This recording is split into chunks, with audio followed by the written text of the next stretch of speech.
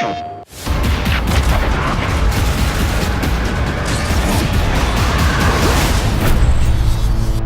are so excited for fans to get their hands on the first DLC of the season. We've been listening to your feedback, and we have so much more to come. We've got 4 intense maps and a brand new zombie experience. One of the great things about DLC is it gives us the first opportunity to address what the players are looking for and what things can be improved upon in the Infinite Warfare experience. We get a lot of feedback across social media, forums, everywhere. It's been really cool to see everything from beta up till now, the requests. So you're gonna see drastic changes and things you love brought into these new maps. Noir is a dark, grimy, moody Brooklyn from the distant future. On one side, you spawn under the Brooklyn Bridge, which is kind of gritty. And then the exact opposite side of the map, it's a little bit nicer. There's cafes and parks. And then in the middle, it's just a war zone. Neon is a virtual training simulator for urban warfare. It's a Z-shaped map with a long sight line down the middle, a high B point up on a ledge, and a close quarters area in a nightclub in the 3rd lane.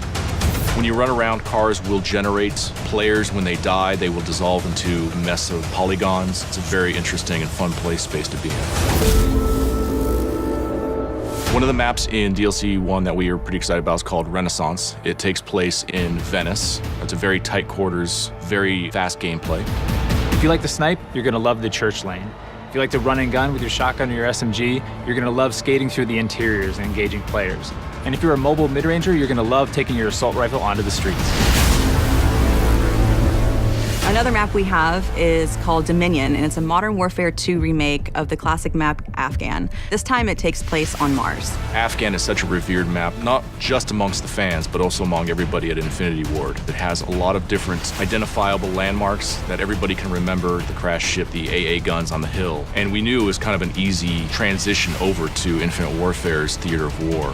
And players can now boost jump up to the lookout and counter snipers with close range engagements. The Raven the Redwoods is a trip back to the 1990s, to a place that is such a stark contrast from what we did in Zombies in Spaceland. I think players are in for a real surprise. We made them really comfortable in Spaceland by opening up lanes, making it bright and colorful.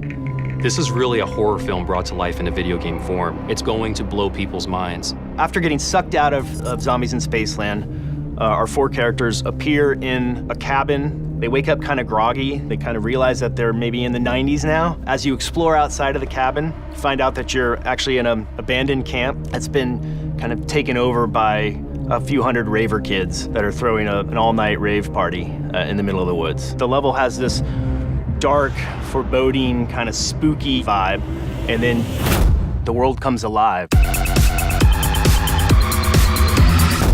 There's new weaponry, there's new fate and fortune cards coming, new traps within the map. Our cast of characters are getting a whole new wardrobe change. We're gonna introduce a new character named the Slasher. There's so much more to tell. We can't wait for people to get a chance to experience what it's like to be in Raven the Redwoods. People are in for a real treat. All of the devs here at Infinity Ward cannot wait for our fans to get their hands on the new content. The weapons, the quests, there's so much going into it. Fans are going to be super excited. Call of Duty Infinite Warfare DLC 1 pack will be available January 31st, first on PS4.